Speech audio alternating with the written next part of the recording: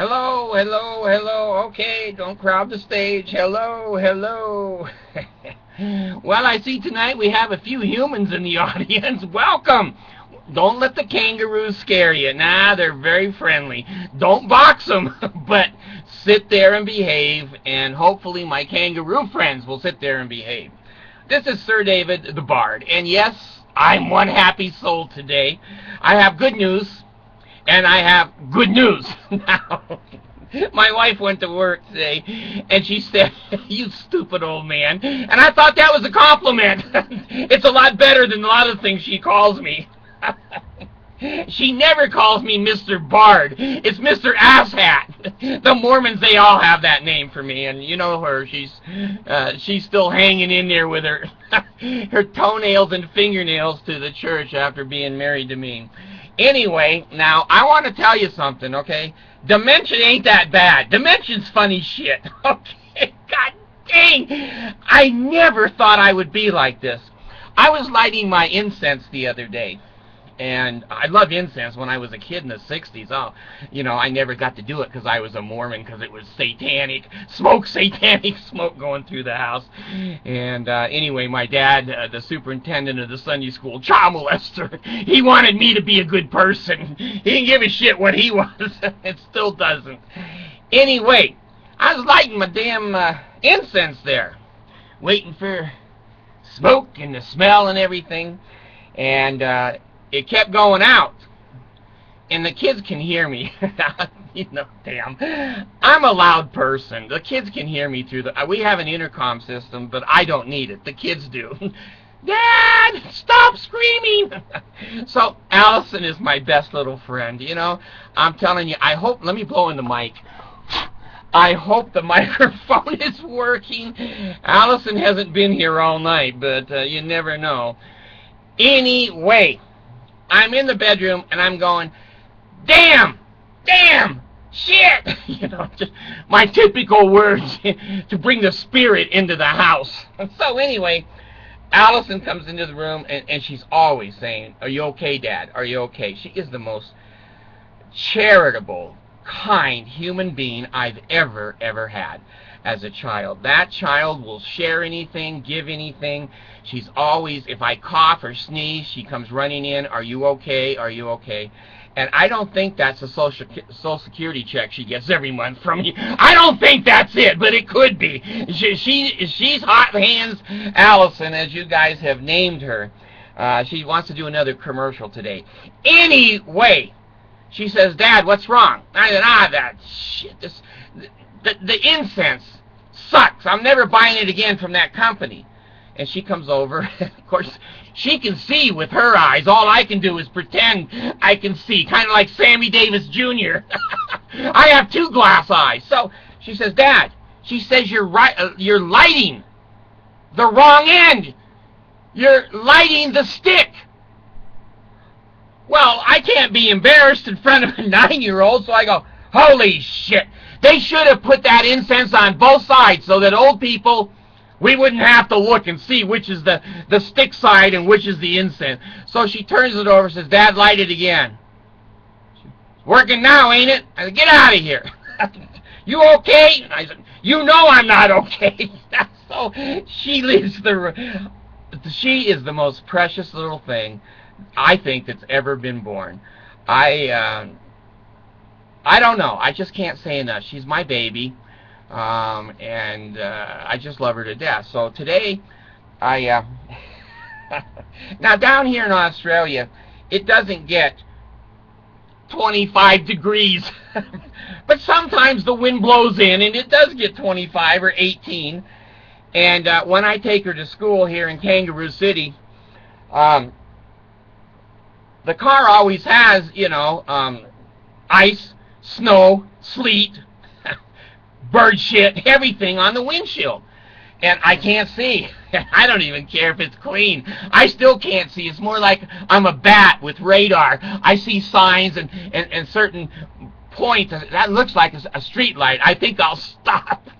Shit. So I'm with Alison, and she's always precious to me. She's just always precious. And she said, we get in the car, and she said, "Dad, the car is warm. And I'm looking around going, yeah, it is. It's like 18 degrees. She says, there's no snow, there's no ice, all the mirrors are melted. I said, I can see that. I can see that. You don't have to report. She says, you always complain you never have a seat heater. You don't need a seat heater, they're warm. I said, shut up. Look out the window. She said, you left the car on all night, didn't you? I go, God damn. Yes, I left the car on all night, and the heater kept the car warm for us in the morning. So you don't need heat seaters, folks. That's an expense you don't need. You don't need mirror defrosters. You don't need back window defrosters or front window. And the steering wheel doesn't need to be heated. Just leave the son of a bitch running all night. That'll save you some money. So she looks over at me. She says, how much gas did that take? I said, not much. Not much. I just wanted it to be warm. She said, you did that on purpose? So what do you think I am, a stupid old man? She says, Dad, I'm not going to insult you. She starts looking out the window. God damn. Now, my car is a new Prius, okay? And if you have a battery car, it can't get the battery dead. It sat there all night producing heat, and when the battery went down, the heater came on, charged the battery, the heater continues to heat the car, and then the engine turns off and the battery runs the car. So it rotates all night, or it oscillates all night. So anyway, I just wanted to give all of you a friendly hint. If your car's a bitch on a cold morning down here in Kangaroo City, leave the damn car on and the heater on. You don't even need remote start. It's already started. Now, the nice thing about the Prius is no one can steal it. They can go in and sit and get warm. There were 19 homeless people in there. We had to run them out. But I wear the key. I've already lost a $200 key. And I went down to the place. I said, can you make me a new key? And they go, yeah, for $200. And I said, well, I won't open the door or start the car for a couple of years. Can I make payments on that? So I wear the key around my neck so I can't lose it. And my Prius knows me. If I'm close to it, it says, asshat is here, open the doors. And when I leave it running, it just goes, asshat, you've left me running. I go, I can't hear you. And I just go in the house. But no one can steal the car. Once I take the key more than 50 feet with me or whatever it is, the car, it's warm and it's safe. But you can have sleeping homeless people in it. Now, damn, I love getting old, but now, and you know what? You know what I did yesterday? I'm ordering a burglar alarm system for my house. Yeah, I'm going to pay someone $25 a month to watch me. And I have cameras, and I have one right over my chair where I sit and sleep all the time. And so now my cameras, I can access from any computer anywhere in the world, and I can look and see the kids in the living room are playing, or Alison not cleaning a room, Alison stuffing crap in the microphone, Alison putting cookies underneath the keyboard. I can study and find Alison, and it records. So what's really cool is I've got one sitting there with me in my chair on the wall looking at me. And my wife can call on the computer anywhere, or an iPhone too, a smartphone, and she can look at me, and it will show that I'm sleeping there, and it has infrared on it. So if I've died, the infrared will be white. He's dead. There is no heat. Now, my girl Alison, or my girl Abigail, came in and said, Dad, we're getting a camera system? I said, yeah, we are. She says, why? And I said, well, these are special cameras. She said, well, I'm a teenager. I'm not sure I like cameras in the house. And I said, well, honey, these cameras are motion detectors. They're sensory detectors, and they also have their own lighting system on them. In case it's black in the room, they'll turn their own lights on to see what's going on. So if there's any movement or any sound, they'll come on. So in short, if you're here in the house and you and your boyfriend are making out there on the carpet in the living room, that camera is going to record every sight and every sound. And if you turn the lights out to try to fool it, the infrared can see you. And if you try to turn cold and cover yourself with ice, and the infrared can't see you, by God, it has cameras, and it'll turn its own cameras on, and I'll have it recorded for a month. There's no way you can erase it. Only I know how to do that, which I don't yet. But anyway, I need to be monitored. Now, listen to this, old people. Now, most of you are not that old. Most of you are about 40, 45 that watch my show. And if you get one of those things, remember when we were kids and say, I've fallen and I can't get up? I thought, that's stupid shit. Just get up off the floor, old lady. Well, I'm at that age. I can still get up, but I fall sometimes. So I said, well, you know, I'm going to look into that little pendant key thing that hangs around my neck there, so if I fall, I can push the button and the police or the fire engines will come and get me. So the camera system has that on it. So I can lock the door, I can open the door, and if I fall down, I can push one button. It's the police. Another button is the ambulance. And the board itself has two buttons on it. I told the kids, you push the red one, it's the police. You push the green one, and it's the fire department and the paramedics. So usually, just the pennant cost $30 a month, $32 a month to monitor you. Well, my whole system, the cameras, the panels, and the recording, if someone breaks in the house, we have an alarm, and they'll call the alarm company, but we have pictures of them coming in, and we can save them, and they're up on cathedral ceilings, so you can't throw, my girls are looking to throw a blanket up over it. They already are trying to figure this out, but hey, the Bard has them. So anyway, when I threatened Alison, I was going to strap her on the ceiling fan if she just mantles the cameras. She said, Dad, I don't get dizzy very easy. God damn. Alison! I'm getting old! Stop it! Now, let me end with one interesting thing about the Mormon Church. It was published. The Mission President's Handbook was published by the Mormon Church, and someone got a hold of it and put it online. Now, you got to grab those things quick, and I said that. That'll be off within days, and the Mormon Church will capture it and go copyright infringement or whatever. Well, this morning they did, and the people now have indicated, especially in England, that manual, now here's this number, sit down. What does a mission president earn and get per year being a mission president? $170,000 of cars, houses, gardeners, goes on and on. Free education for their kids, gifts, $170,000. Well, in the United States, our tax laws are different than they are in the United Kingdom. So, in the United States, the IRS is probably not going to do much to the Mormon Church on that. But the United Kingdom needs money, and the Mormons have money right now. So they're going to rip them a new asshole. It looks like there's going to be a major investigation of the Mormon Church and the mission presidents and their incomes in the United Kingdom. Many of those free things are not free. They are taxable income.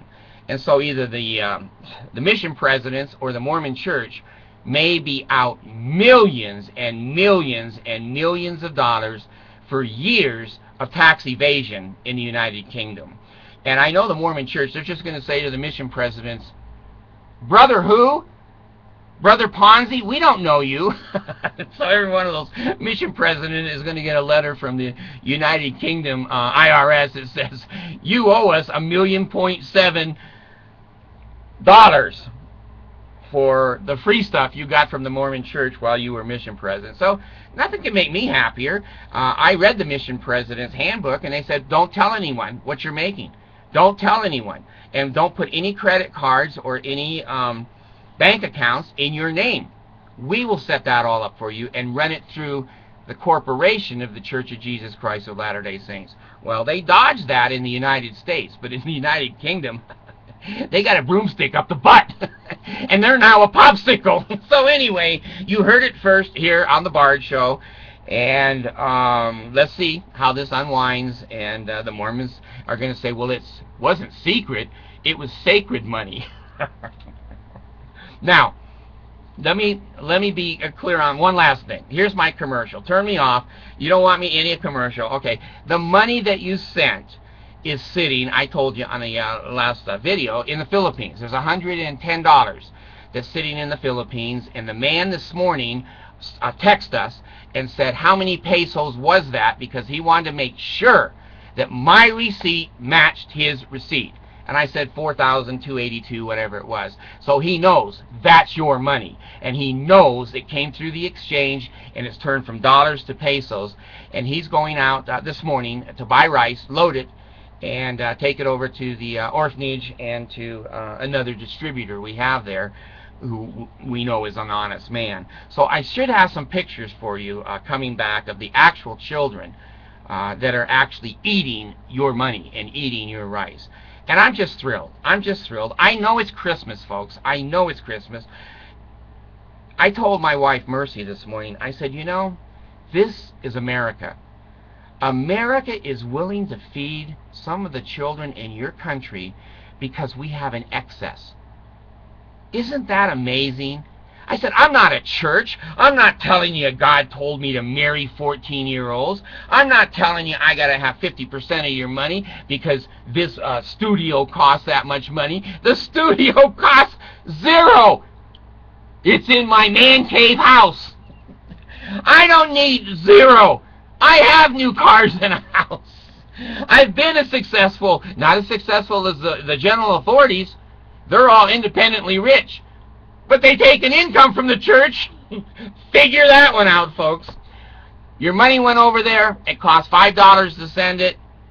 Every cent you sent is going into the mouths of children in the Philippines. I had one lady write in and said, I used to donate years ago, and then I found out that there's so much crime and so much corruption in the Philippines. My money was all going for drugs.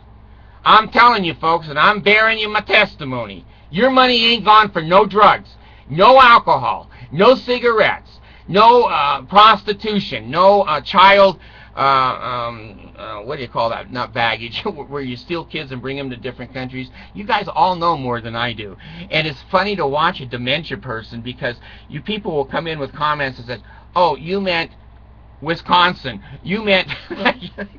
You guys know what I'm going to say before I say it. I am promising you, the Bard extraordinaire, you send me 5, 10, 20, I got $30 this morning. I woke up and and I'm moving that over to Wells Fargo, and it's waiting for the next group to go out. I told you I don't send a lot of money to the Philippines until I have pictures and I have receipts that rice went into a child. And if it went anywhere else, it stops. It stops. And then I'd redirect that money somewhere else. And of course, the two people I've chosen there for distributors, one was an old bishop in the Mormon church, and I don't count that against him. He's a good man, and I don't care what his religion is. He's not going to give all the rights to the Mormon kids. He knows that. But I'm proud of what you've done. And you've let me be the intermediary, or the middleman. And nobody is scooping money off the top of your donation. That's going for gas to move that rice in the Philippines, and it's going to the children that need it. And I promise you that. And you know, if I don't do that, I'm going to jail. I don't have any stupidity. I'm going to jail. I promised you where your money is going. It goes there. I put up the receipt yesterday of the pesos moving across the world, and hopefully today or tomorrow I'll pick up some pictures and we'll see who's eating your rice. I know it's Christmas, and I know it's hard for you, and this is not a guilt show. This is not religion. This is not guilt. Gosh, if you can't afford it, don't you ever feel bad. Someday you might be able to afford it. Maybe you don't believe in sending money. That is all okay. The Bard is fine with that. If you got an extra $5 or $10, I'd like to hit another delivery before Christmas. I can get in there another delivery before Christmas, because I think my man on the ground is going to hit that in 2 days, 3 days, and he writes to me and he'll say, send me another 120, 130. Now we've got the whole circle. We've got the whole system set up. So it's Christmas. I've had a couple of men finally man up, because we men don't like to donate crap and be made fools of and go, we bought that preacher's Cadillac. You ain't buying a preacher's Cadillac. You're buying a little tiny 4, 5, 7-year-old boy or girl a bowl of rice. And I asked Mercy this morning, who was raised in the Philippines, I said, honey, if a few days before Christmas someone came to your door with 5 or 10 pounds of rice and gave it to your family for free, what would your feelings have been? She said, we would have been so excited, Mr. David Bard. We would have been so happy. It might have given us 2 or 3 extra pesos to buy a stick of gum or something for the children for Christmas. She says that would be wonderful. She lived there, folks, 40 years. She lived there. I know. She had nothing. Never did. Now she has everything because she's worked hard. And she's believed in America. So you guys that are always like me going, I ain't sending money to no damn preacher. I ain't sending money, and get ripped off and be laughed at. None of us want to be screwed. Get the hell out of the Mormon church. Monson, match me. Match me. I'm going on here 300 to 500 pounds of rice into the Philippine children's mouths. I don't ride around in an armored car. God can't protect you, Mr. Monson. Jesus. I don't need a God to protect me. I'm doing the right things. What person would want to come up to me, stab me like Caesar, shoot me, cut my head off, and go, you're an evil person. You're sending money to hungry children. If that's the way I die, folks, I couldn't be more proud. More proud. So if you can afford that 5 or 10 or 20 bucks, whatever, or $1, if you just want the joy of giving and you're a single mom, you ain't got crap, you never had crap, and the laws of the land are not protecting you, and you got an ex-husband who used to be like me. I'm sorry to say, I've changed. But please, if you have a couple bucks, go to the main webpage, New Caribou YouTube webpage. I've got, post office box, so if you don't want to go through the credit cards, that's fine. It's a secured box. It's at a United States Post Office. It's not to my retirement home in the Philippines. I am not stealing your money. You will have the joy that I have. I can't afford a lot right before Christmas. I'm going to put my 30 bucks in. Next day or two, we get paid, and I'm going to put my 30 bucks in, because you know what? If I'm not willing to use my money, what right do I have to ask for your money? Monson? Monson, how much tithing do you pay? Zero. Zero. You're exempt from taxes. You're exempt from tithing. I have to pay all that crap. When are you going to put 50 bucks in my account here for the children? You bastard. And, boy, Kay, where the hell are you? I know you got dementia, but your credit card still works. Send me a few bucks, and I promise you, I'll put it in the mouth of a hungry Filipino child. And I'll show you the damn receipts right in front of you that you know. You're not taking my word. A stranger.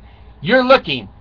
And if you want me to announce your name and your contribution on this program, I will. Most don't want that. If you want to tag your money and say, this is for education, this is for medical, this is for dental, this is for food, this is for clothing, I can do that every time I send the money. Every time I have a list, who gets it and where it goes, and I'll put that damn receipt right up in front of you. So you don't have excuses. It's just, do we have a big enough heart? I could buy a little more for my girls with my 30 bucks, but my 30 bucks would buy 60 pounds, and that's a bag, and that would feed a whole family for a month over there. So please, help me, help them, and hopefully you'll feel good about it too. You have a Merry Christmas. Thank you so much.